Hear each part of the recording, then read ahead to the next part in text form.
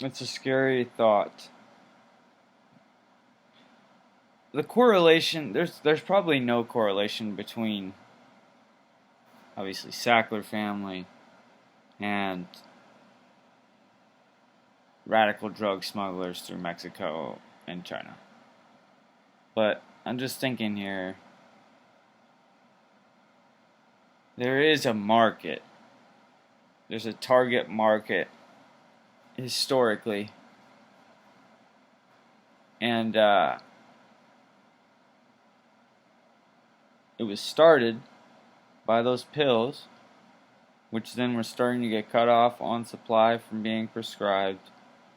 And then I think that's probably when heroin was shipped in more. Had to have been, because if it was still a problem, then that was where, because I know that they stopped being as lax with Oxycontin. And it was interesting because I've always heard this. If you want to get a drug, no matter what, there's a doctor you could find to give it to you. And that's not necessarily untrue. So the discussion of whether or not the medical industry is 100%, uncorrupt, it'd be weird to say that, you wouldn't. There's definitely aspects of it that can be viewed as a hindrance to society. And I would wonder, is that family still in control of pharmaceuticals today? Are they still on it? Obviously, they can't be. No way. That'd be nuts if they were like some Corella DeVille, like just still running the show.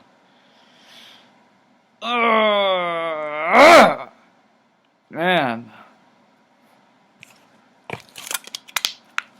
Nah, but it was about, it was about 5 years ago. No, 3 years ago about 3 years ago when I started seeing the blue pills. And I didn't know what it was at first, right? Like, I didn't even try it. I just had seen it around, and I ended up trying it one time. People lie to you at first. They tell you that it's this or that, because people are ashamed of it. Initially, that's historically, since Michael Jackson, rest in peace, historically that's the drug he used, one of the drugs he used that he overdosed on. And fentanyl, I mean.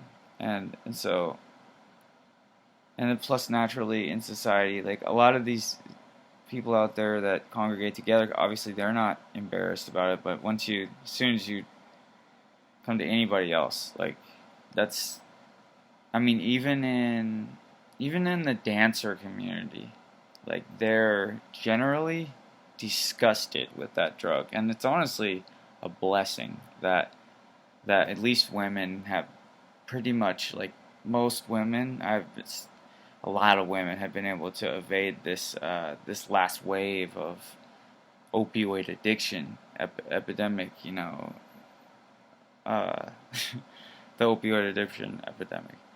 But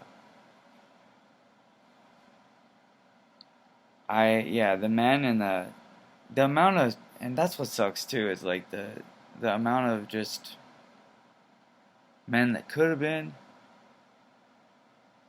men that maybe were, and then now aren't because of one hit, and really that's what it comes down to. Is, never before historically could you just light something on fire and die. Before, you had to go an extra distance, take extra risk, and also be extra crazy to take that risk in the way you use drugs. So I'm really proud of Seattle and how this has been cleaning up, and it's just, I I don't know where my brother is, and I don't know where all the people are that are usually running around being dum-dums, but I hope that they're okay, and I hope a lot of people are in recovery, trying to get in recovery right now.